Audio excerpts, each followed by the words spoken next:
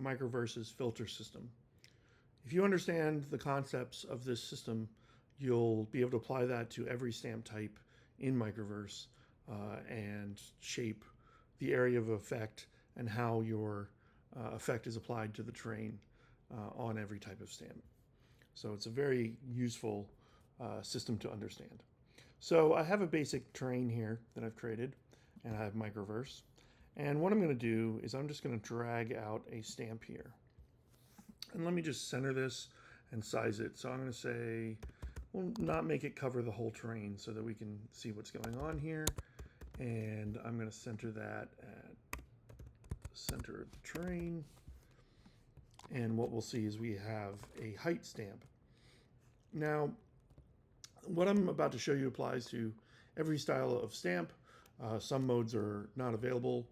For instance, height stamps do not support global mode because they need a size to apply the stamp. So the filter system is right here, and it's on all stamp types. And by default, it's either set to global or box. A box filter is exactly what it sounds like. We can see that we are applying this height stamp in a box area.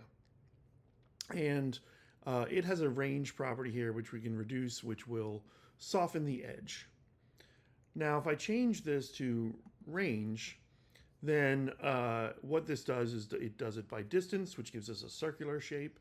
And our range filter now has a minimum bounds and a maximum bounds to control the 2 points of that range. And you can move this and just see how it's affecting it. Now, you'll notice that, especially if I make this a really tight range, that it's really sharp on the transitions here. And there's a blending curve here that lets you set how that area should be interpolated. And it can be set to linear, smooth step, which gives you an S-curve. And then it can be set to ease in, which is just going to affect the bottom and make it smooth, ease out, which will only affect the top, or ease in out, which is very similar to a smooth step, but the math is a little different, so I left it in anyway.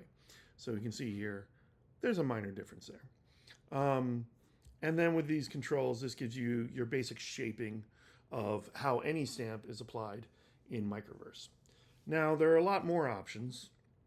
You can use a texture. So if you just want to, if you have some texture of a nice fall off that you want, you could use that. But the two that we're going to talk about are spline area and paint mask.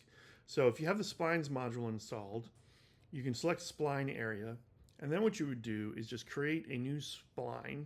And we want to create a closed spline for this, which means that we create some shape and we reconnect it to the start point like that.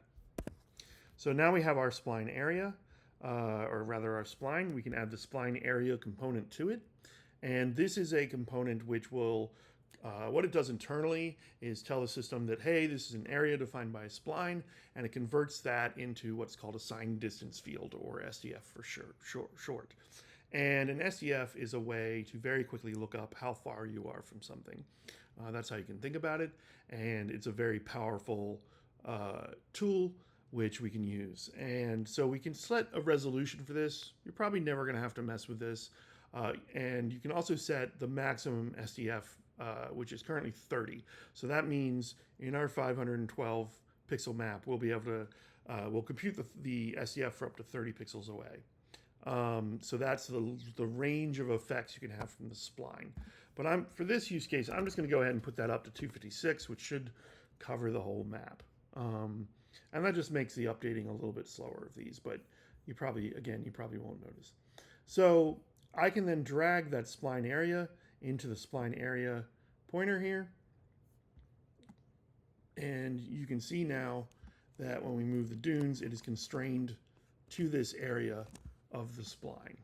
And I can move this around, and it's only going to show where the spline is. Now, this also has a fall off value here, which if I set to something like, I don't know, 90, you'll see that now it's doing the fall off, and in this case with the smooth step, and conforming to that spline. And we can come over here and we can edit this spline, move its points around, and you'll see that the stamp is just going to conform to whatever area we set this to. And We can constrain any of our stamps with this, not just the height stamp. But this is a very powerful concept that lets us really precisely define areas. Now there's another way we can do the same type of thing with lots of precision, and that is a paint mask. So if I switch this to paint mask, what you'll see is this little interface comes up with a brush, and it has a target value. Now when the target value is 1, that means that our stamp will show through. It'll have no effect. But if we paint 0, it will have, when it gets to actually 0, it will fully remove that stamp from that area. So our target value is set to 0 because I'm going to paint towards 0. So I'm going to paint away areas of this mask. And we have some brush controls, basically the size, flow, and fall off of the brush. And you can see how they affect the brush by tweaking their values here. Size is not shown, or actually it is, but only within this range. So, and then we can start painting. And if I come over here and I can paint this fall off however I want it to be, wherever I want it to be, and shape the output of this stamp. If we open up the preview here, you'll see that that's a preview of what I'm painting. And as I paint this, it updates the preview. So this can be very powerful if you really want to shape blends between stamps, or the effect of a stamp on a particular area can be painted by this. So when we stop painting, we've covered the mask preview. This also has the smooth step, just like anything else. So that's 2 very powerful ways to shape exactly where your stamp is applied. There's other things that we can do to this stamp. So right here, there's a noise, and this only affects the fall off area. And to show this, I'm just going to go back to range so that we know what we're looking at. And so you can see here, we've got this range of area, and we can apply noise to it. Now you'll find noise functions all over MicroVerse. Noise in computer graphics is an incredibly useful concept. As like with most things, it comes under different names. So I have different noise types here, and we'll talk about each of them. So a simple noise is also known as value noise, and this is just 1 octave of noise. To make very advanced noises, you can often combine multiple octaves of noise. And what that means is noise at different sizes are being combined together to create like a more cloudy noise than you would have otherwise. Now, you can see a preview here of the noise.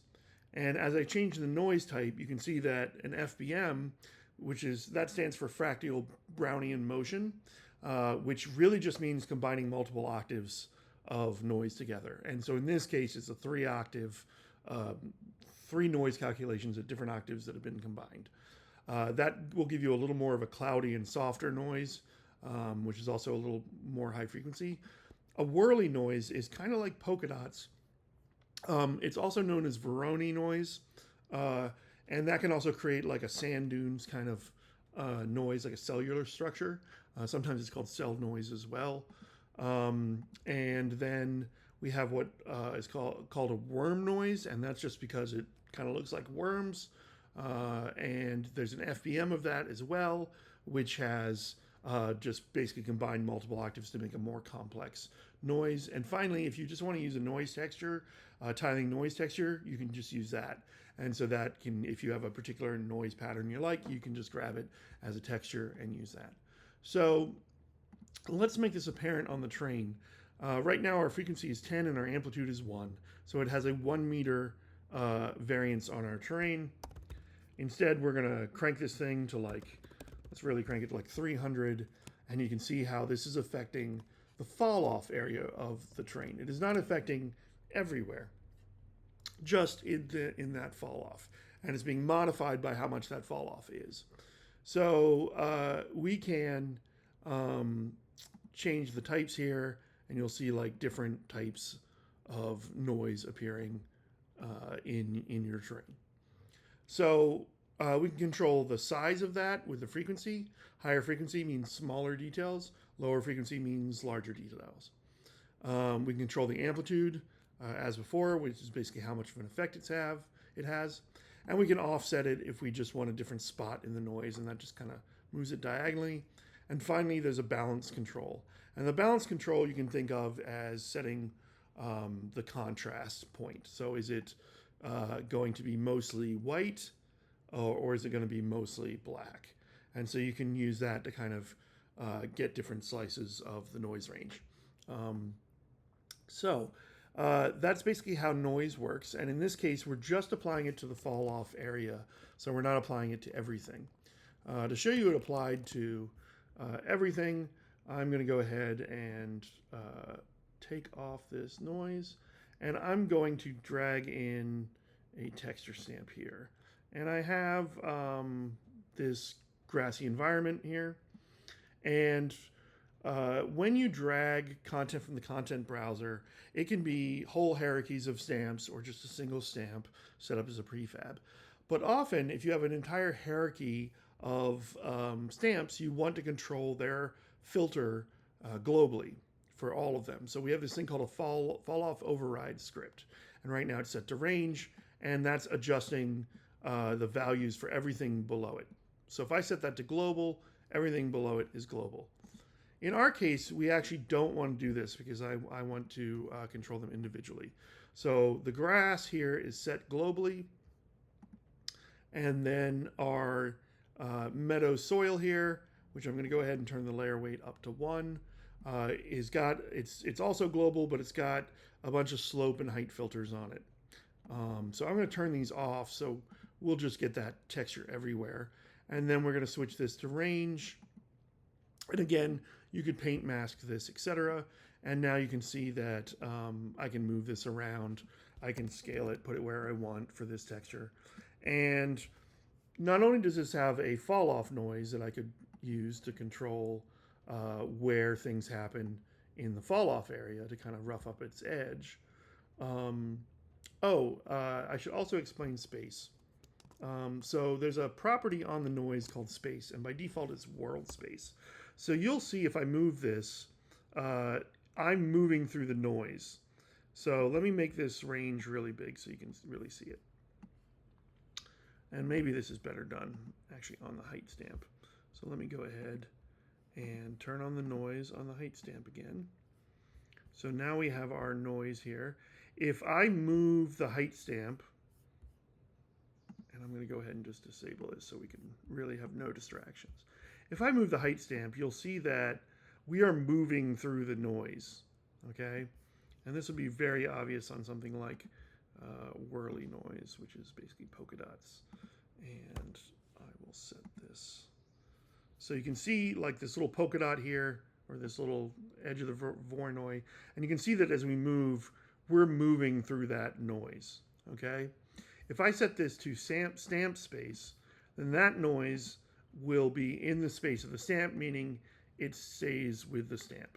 So that is very useful if you're using noise to pin it to the stamp, or just leave it in noise in world space so that it's always different depending on where the stamp is.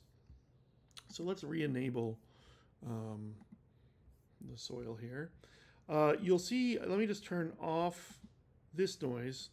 So now we have our texturing here with its, and let me make its fall off not so light, make it very clear where it is. So we have this texturing. Our layer weight itself will control how much this gets applied. And now we have 3 noises we can use. And this is applying noise to everything, the whole stamp's weight, essentially. So let me just put the stamp amplitude, let's go for 5 or something. We can change the frequency here, and we can just inject noise into the whole stamp.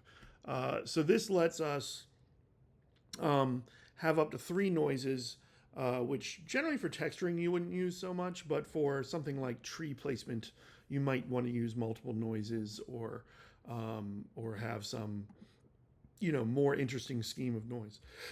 But you could also do it here. You could combine worm noise. And when you combine noise operations, you have an operator to say whether you're subtracting, adding, multiplying against the original noise.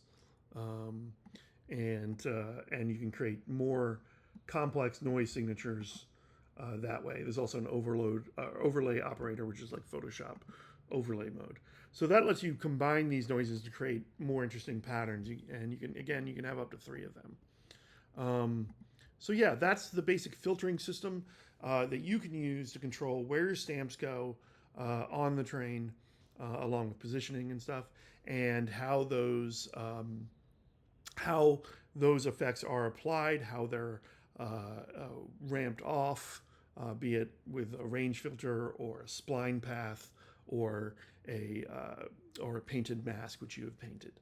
And then once you understand that, you can get into the actual filters themselves. Okay, so let's go ahead and do that. We have a texture stamp here, and a texture stamp, let's go ahead and put this to global. If it's global in 1 and it's on the lowest layer, then it's going to just write over everything that came before it. And if you filter by height, then what we can do is actually create a filter which we've set to type simple, and we can say that this is going to appear from 0 to 20 meters. And so now you can see that our soil is at the bottom of the train. And right now it has a 20-meter smoothing fall off on either side. So if I set that smoothing on the Y, which is the top, to 0, you can see that it becomes very, very crisp.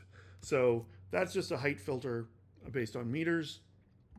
And you can also set this to a curve, and you can control this curve with Unity's curve system, and just remap this. So this is 0 to 1, which is the weight, and then this is the height over the train. So it's like if I pull this down, you can see that we can get it over a smaller percentage of the train with the curve. So essentially, the vertical axis is the weight, and the horizontal axis is the height of the train in a 0 to 1 value. And so with this, I can control these fall offs, and I can have, I can add more points. So you're just getting like a spot in the train where the fall off isn't. And so you can create whatever you want with this curve, or just use the simple controls, which is almost all that I ever do. So let's look at the slope filter. The slope filter works on the angle of the train. And so if I set this to 0, and let me set this down a bit, 0 and 10, you can see anywhere that is under 10 degrees in slope is now being textured by this soil texture. And so we can use this to apply things only on the flats, or maybe we only want it on a certain angle on the side of the hill. We want that a bit wider. And we can just find, like, there we go. We just want it on, these angles, or maybe on these angles, which is really like the sides, right? So 0 to 90 degrees. And again, you have a smoothing for the bottom and the top. If you set the smoothing to like 0, it will be very harsh. If you set it to 20, it'll be softer. And that will give you your kind of smoothing value. And I'm going to turn the noise off because we have the noise on this. So just like we could do these global noise filters, we could do the same thing on any of these height, slope, angle, or curve filters, and basically apply some noise to it. And this will perturb the filter's input. So essentially, like essentially what it does is modify the input slope so that more of it or less of it kind of based on the noise, comes into range. And so that can, that can like dirty up the angles that you want to use, or the heights that you want to use. So an angle filter is based on direction, essentially the facing. So you can think of this as like north, east, west kind of thing. And so we can move this filter around and get different parts, different facings of the terrain getting textured. So if you wanted to do snow on the north side of the mountain, but have it be less on the other. And keep in mind that all these filters have weights that you can dial down and previews, so you can see which part is going to show through with the filter. And you can adjust the overall weight as well. And curve filter is the last one that the terrain supports. And let's go ahead, turn the weight up all the way. This filter looks at the curvature of the terrain and gives you either concave areas or convex areas. So essentially 0 is the center point between convex and concave, meaning you'll get areas that are neither convex or concave. And then if you move down, you'll get the concavity to the, the convexity to the concavity. Where do I have that backwards? Concavity to the convexity. So convexity is first. Convexity meaning like the pits, and then concavity meaning the peaks, the bits that bend away from the plane. And like all these, it has smoothing. It also has a MIP bias, which lets, so the maps for this are generated by MicroVerse, and by adjusting the MIP value, you get a smoother version, because sometimes if your terrain is pretty noisy, you can end up with this kind of digitally looking version of this. And with a proper terrain shader, this is great. You can have this height blended and it'll look amazing. But with like Unity's terrain shader, which just does linear blending, this can look a little digital. And so MIP biasing lets you use a lower MIP and kind of get a softer version of that data. Now, if you get too low, it's just going to blur it all out, but it does help you soften. And as well as the smoothing values here can do that. And again, this can be injected with noise, overall weight value, etc. And you can combine any of these to basically, texture. I want it in these slopes with this noise function, in this curve, and you can get really complex texturing from this. And yeah, so it's very, very powerful. Now there's one other type that we can talk about, and I'm going to go ahead and grab, let me just grab the cluster forest here. And I'm going to go ahead and make this into a global stamp. And what this does, and this is discussed quite a bit in the documentation, is that, and I'm going to turn off the height filter, it uses a whirly noise to create clumps of trees that are in a common area, okay? And it filters based on slope, so it won't put them on cliffs, but it's making these clumps with the noise by driving the amplitude of that noise up high. And in general, they'll have taller trees in the middle and smaller trees on the outside, which is what you want in this type of arrangement. And you can see here it's being restricted by slope. By default, it's also restricted by height, but I turned that off. And there's a final type of filter here, which is the texture filter. So we can tell it which textures we don't want trees to appear on, or tell it which textures we do want trees to appear on. So if I turn on the filter here, by default, it's other texture weight. So what we can do is we can add an element here, and then we have to get the terrain layer that we used. So if I look on this soil stamp, I can select this over here, and I can come up here into my cluster forest. Let me just see which one that was again, because my memory is terrible. So here we go. We're going to grab soil 01, and we're going to put that into our texture filter list. And by default, let's see. Oh, we're already filtering by slope. So actually, let me just do the ground one. It'll be easier. So we'll get this ground grass, and we're going to tell the trees to not appear on this grass texture. And because we're filtering by slope, we're not getting them anywhere. So let's change the height, the filter here of slope to, yeah, we'll turn it off. So now we're only doing it by curvature, and we can see that the trees are free to grow wherever we have that texture. Now you'll notice that we have both textures here because the weight of each is combined, and so we have 50% of each texture, and so we're only getting half the trees here than if we just had this. If I turn off this curve filtering, you'll see that we get a lot more trees because now we just have this texture everywhere. So you can use that to filter out things from appearing on certain terrains. This is very common for vegetation. You only want your grass details to appear where the grass texture is, for instance. And additionally, by default, the way that the texture filter works is that you set the other texture weight, meaning ones that are not in this list are 1, and the ones in this list are currently set to 0.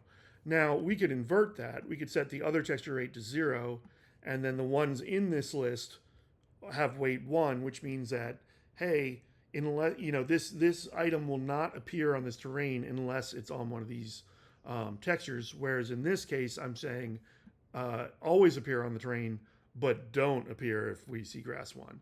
And like all of these things, it has a weight control, so you can turn down the effect of that. And then there's an amplitude and balance value as well, which lets you kind of exaggerate or shift the 0 point of that. So yeah, this system, if you understand fall-off types and how they're, you can paint them and you can have splines, etc., control them, and then you understand these various filters for filtering where things appear, then you pretty much understand the workflow for most of MicroVerse, because that is on every stamp, and it is the most interesting chunk of every stamp. The rest of the stamp is, hey, what texture is this? Oh, what height map is this? What trees should appear here and at what rate? And those are all important things, but the core of MicroVerse is really this filter system. So if you understand that, you're going to understand how to do most things in MicroVerse.